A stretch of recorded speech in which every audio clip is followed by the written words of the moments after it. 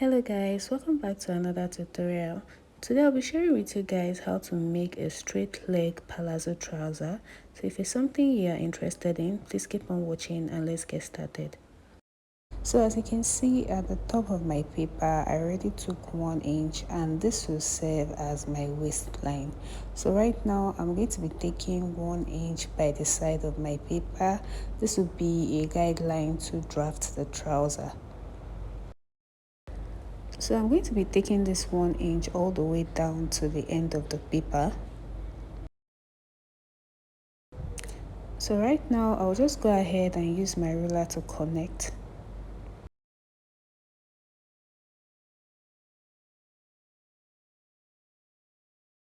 So right now the next measurement I'll be taking is the full length of the trouser, and I'm going to be starting from the first line that I marked at the top of my paper. Remember that first line is my waistline, so I'm just going to use my tape rule to measure all the way to where I want the length of the trouser to get to. So right now I'll be marking at about 43 inches, as you can see. So I'll just go ahead and mark that 43 inches all the way like so.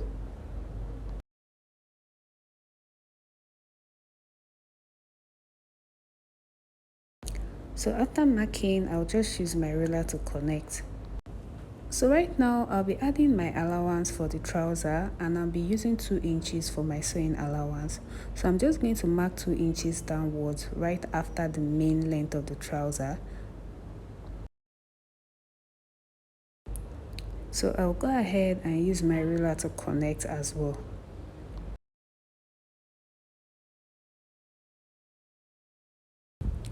So like I said, this first line at the top of my paper is my waistline, so I'll just go ahead and label it. So right now, the next measurement I'll be taking is my waist to my hip measurement, and I'll be using 9 inches for that. So you can go ahead and measure on the person's body if you don't know the measurement, but it's between 8 to 9 inches. For me, I'll go ahead and use 9 inches, and I'll just go ahead and measure across like so. So now I'll just go ahead and use my ruler to connect. So the next measurement I'll be taking right now is my waist to my crotch measurement, and I'll be using 12 inches. So how to get your waist to crotch is by sitting on a flat surface and measuring from the waist to where the surface is. So you can just tell your client to just sit down on a flat surface and measure from the waist to where the surface is. So right now I'll just go ahead and use my ruler to connect as well. And I'll go ahead and label as well. This is my hip and this is my crotch. So right now I'll be taking my waist to my knee measurement, and my waist to knee is about 23 inches. So I'm just going to go ahead and mark it like so.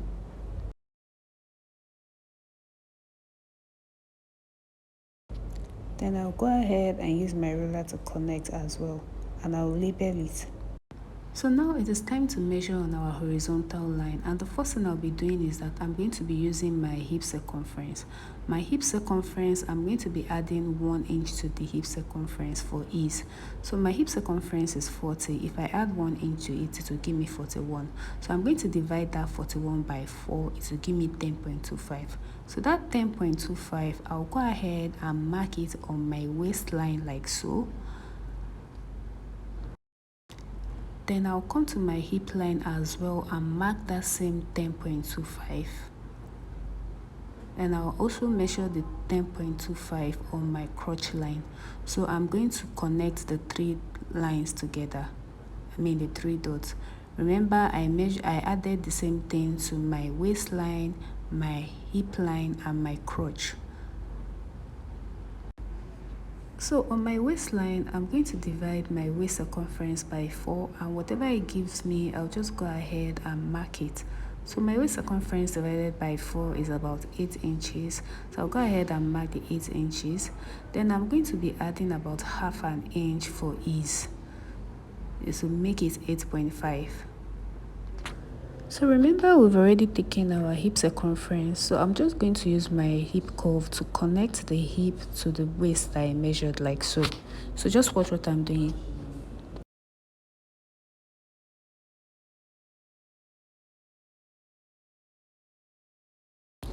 So now I'm going to come to my crotch, and whatever I have there, remember it's 10.25 I marked. So I'm just going to go ahead and divide that 10.25 by 4. So whatever it gives me, I'm just going to go ahead and add it here. So 10.25 divided by 4 is about 2.5. So I'm going to add it here, and this will serve as my crotch extension. So now, to get that curved part of the crotch, I'm just going to come up by about 1.5 inches from here like so. Just watch what I'm doing. I'm going to come up by 1.5 inches. So I'm going to use my curved ruler to make a curve from that 1.5 inches I marked to this point like so. And I will make another curve to where the crotch extension starts from. Just watch what I'm doing. So right now you can see what my curve looks like. So now, still on my crotch line, I will measure whatever it is I have on this crotch line. That is extending into the crotch extension. So whatever it gives me, I'm going to divide it by 2 like so. So it gave me about 12.75, and I'm going to divide it by 2. So after dividing it by 2, I got about 6.25 thereabout. So I'll just go ahead and mark that on my crotch line like so. Then I'll come to my knee line as well and mark the same thing.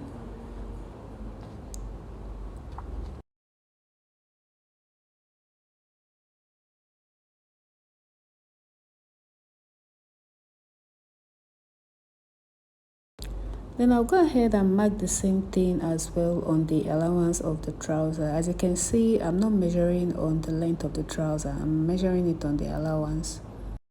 So at this point, I'll use my ruler to connect all the lines together. That's all the dots I marked. So I'll just go ahead and connect it together like so.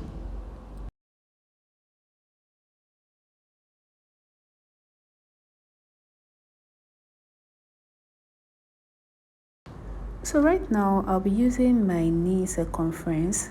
My knee circumference is actually 17, as you can see.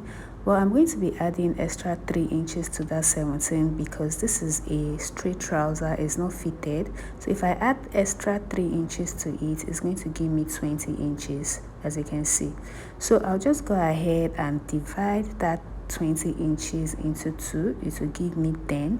So I'm going to divide that 10 into 2 as well, so it will give me 5 inches. So I'm basically dividing that 20 inches by 4, so it will give me 5. So I'll just go ahead and mark that 5 inches on both sides like so.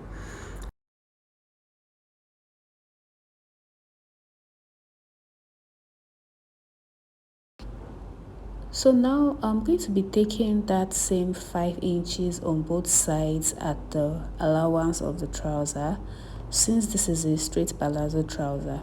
So if you want yours to be wider, you can add extra inches to it. So I'm just going to mark that 5 inches on both sides like so. So right now, I'm going to use my ruler to connect. So I'm going to connect my knee line to the length of the trouser. So I'm just going to connect the 5 inches I marked on both sides. I'm connecting the one on the knee to the one on the allowance of the trouser like so. So now I'm going to be doing the exact same thing at the other side as well. So now I'm going to be connecting the crotch extension to my knee line like so. So I'm going to be using the curved ruler to do that. So it's not all the way straight. So just watch how I'm going to do it. I'm just going to make a curve here like so. So at this other side, I'll be using my ruler to make a curve here like so. Just watch how I'm doing it.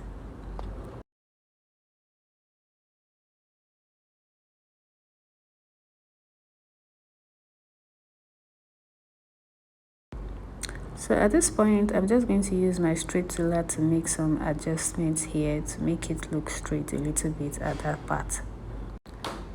So we are done drafting the pattern, and remember this is the front pattern, and as you can see I didn't add any allowance yet to the pattern. This is because I'll be using this same front pattern to draft out the back pattern.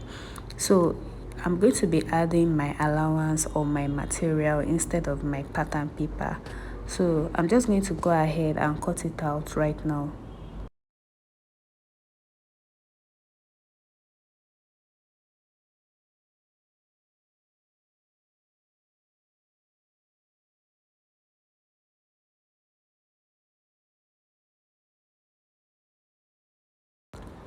So now I'll be placing my front pattern on a fresh paper entirely. As you can see, I've gone ahead to label this as the front.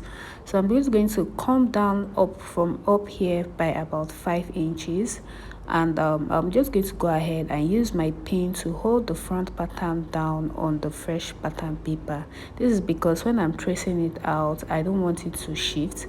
So I'm done adding the pin, and right now I'm just going to trace it out like so. So just watch what I'm doing.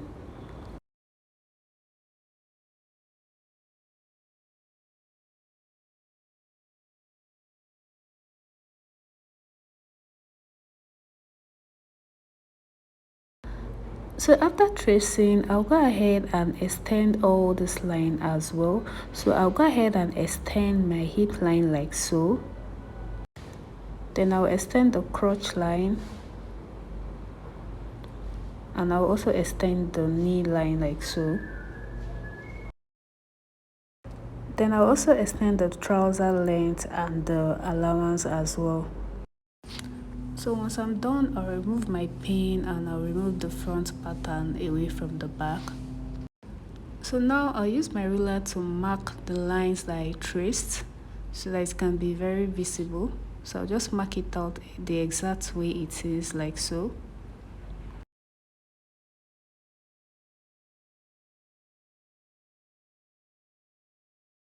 So I'm done marking it out, as you can see, and I've also gone ahead to extend all my lines, as you can see. So it's exactly the same way the front pattern is. So now I'll come to my crotch extension and extend it by about 2.5 inches outwards like so. So I'm just going to go ahead and mark 2.5 inches here. So from that 2.5 inches I marked, I'm just going to come down by about half of an inch. So right now from this crotch, I'm going to find a midpoint and just mark about 1.5 inches here like so, just for me to get the curve.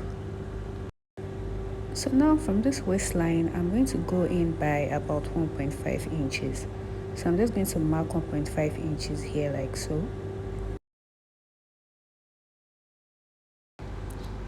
So right now I'll be using my curve ruler to connect, and I'm just connecting these 3 dots that I marked. So watch what I'm doing. So I'm going to start from that ½ inch I came down by from the crotch that I extended. So I'm going to connect it to this part like so. Then I'm going to go ahead and use my ruler to slightly connect the curve to the 1.5 inches I came in by at my waistline. So just watch how I'm doing it.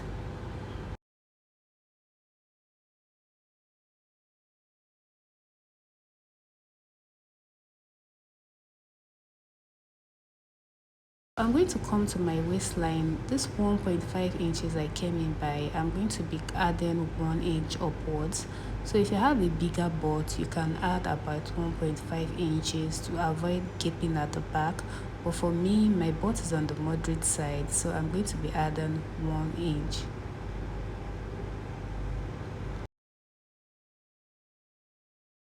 So I'm going to add 1 inch upwards like so, and I'm just going to go ahead and use my ruler to extend like so. So this 1.5 inches I came in by, I'm going to extend it to this part like so. So I'm going to add the 1.5 inches here, and I'll use my ruler to connect the 1 inch I came up by to the 1.5 inches. So as you can see, this is the 1.5 inches, I'm adding it to this part.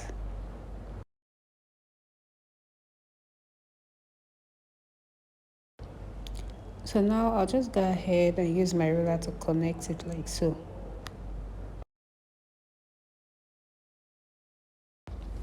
So now I'm going to be using my hip curve to connect from this 1.5 inches I extended all the way to my hip line like so. So just watch what I'm doing. I'm just going to connect it like this.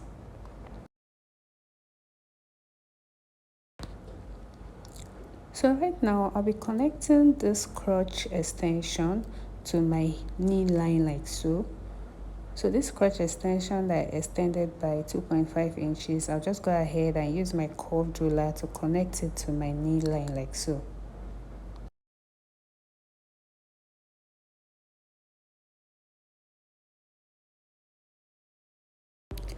So this is it for the back pattern, and like I said, I'm going to be adding my allowance on my material.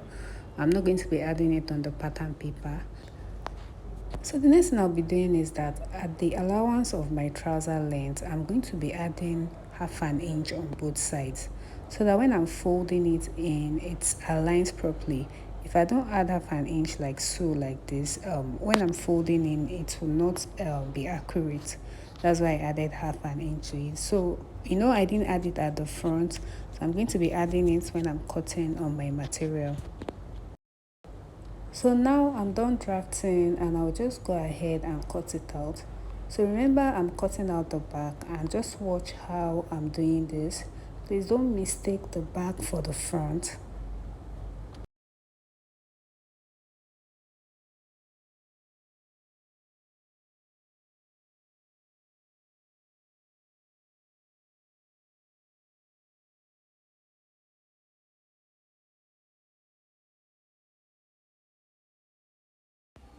So this trouser is going to be having a band, and my band height is going to be about 1.5 inches. If you're not going to be using a band for this, you can as well leave it this way. That is if you're using an elastic for it. But if you're using a band like I'm doing, so you make sure you remove about 1.5 inches or 2 inches. If you don't remove the band and you go ahead to cut or sew like this, the crotch is going to come out looking very funny. That is if you go ahead and add an extra band to it. So make sure you remove about 1.5 or 2 inches on your pattern paper when you are drafting. So I'm just going to do that on the front and the back side, and I'm just going to go ahead and connect like so. So right now I'll just go ahead and cut the band out.